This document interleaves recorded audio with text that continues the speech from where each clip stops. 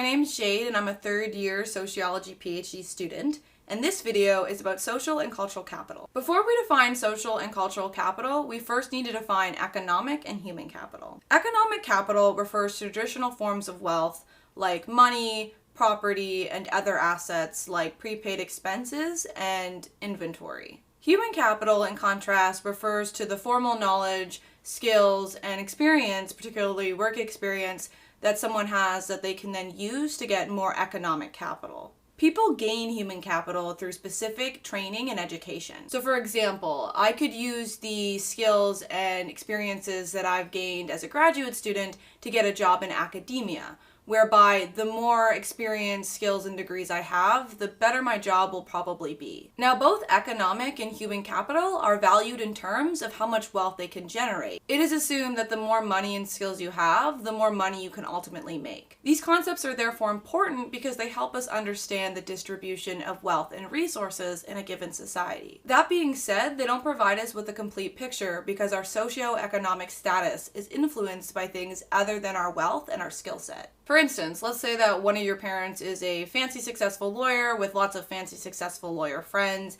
and they ask one of these friends to get you a paid internship at one of their law firms. If you accept, not only does this give you access to a paycheck, but it gives you access to valuable work experience that you could then use to get a job in the field of law, thereby increasing both your economic and human capital. In this scenario, you'd be using who you know, so your social connections, to get you access to money, work experience, and sellable skills. This is referred to as social capital. Another important type of capital is cultural capital.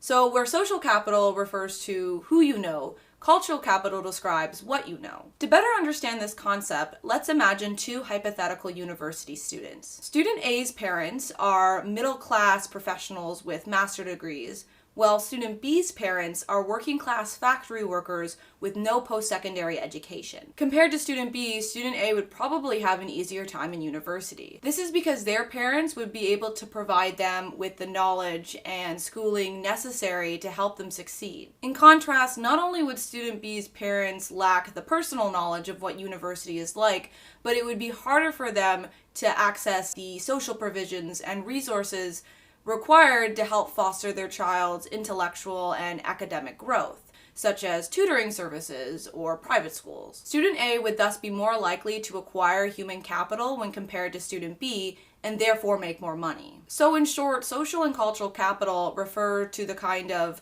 social networks and cultural knowledges you have that you can then use to get more economic and human capital. Unfortunately, because rich and successful people tend to know other rich and successful people, and they also tend to have greater access to social provisions and resources, social and cultural capital make it easier for those born into money to maintain or increase their wealth, while similarly making it more difficult for those with less money and resources to advance economically. So that's my video on social and cultural capital. If you liked it, please give it a thumbs up, and if you want to see similar videos, please subscribe to my channel. See you later!